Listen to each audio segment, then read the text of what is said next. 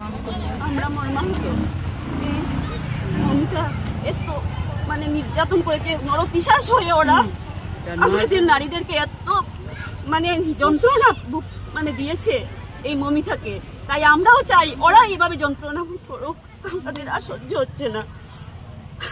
এই বলে আমার কথা। কলকাতার আরজি মেডিকেল কলেজে সংঘটিত নারকীয় ঘটনার সঙ্গে জড়িতদের ফাঁসির দাবিতে শনিবার কালাইনের রাজপথ কাঁপালেন সহস্রাধিক মহিলা। জননী সিএলএফের অধীনে থাকা মহিলা সুরক্ষা কমিটির আহ্বানে স্ব মহিলা রাজপথে নেমে মিছিল করে কলকাতার আরজি মেডিকেল কাণ্ডে জড়িত দোষীদের ফাঁসির দাবি জানান। কালাইন লক্ষ্মীপুর থেকে বিভিন্ন এলাকা পরিক্রমা করে ধুমকর অটোস্ট্যান্ডের সামনে গিয়ে মিছিলটি শেষ হয়।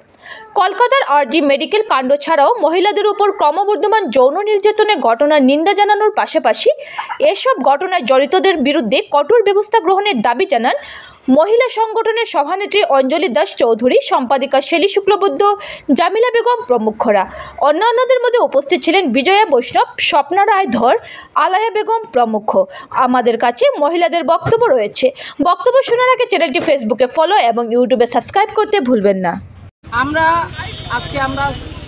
এখানে সবাই আমরা বলেছি যে সঠিক তদন্ত করে সঠিক বিচার যদি না হয়, দর্শনকারীদের ফাঁসির মঞ্চে যদি দাঁড়ানো না হয়, আমাদের আন্দোলন আরো বৃহত্তরভাবে গণতান্ত্রিক পদ্ধতিতে আমরা মাঠে নামব, সেটা আমরা প্রতিশ্রুতিবদ্ধ।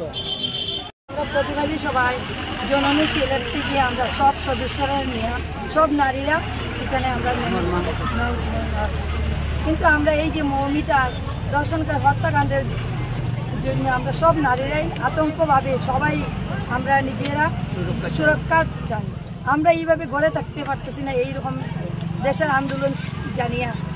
তাই আমরা সব নারীরা একত্র হয়ে আমরা এই প্রতিবাদ আর যেন এইরকম হয় না। এইরকম যদি হয় তাহলে আমরা এই ফাঁসির মঞ্চে নিয়ে আমরা এই প্রতিবাদ করি।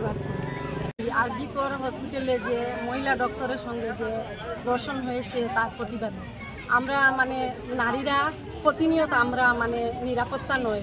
সরকার যে বলছে বেটি বাঁচাও বেটি পড়াও, কিন্তু সরকারের কাছে আমার প্রশ্ন, আমরা কোন দিকে নিরাপত্তা আছি বা আমাদের সামাজিক সুরক্ষা আছে? আমাদের সামাজিক সুরক্ষা দিতে হবে। আর যদি আমরা সামাজিক সুরক্ষা না পাই আর আগামী দিনে যদি এরকম হয়, আমরা বৃহত্তর আন্দোলনে নামব।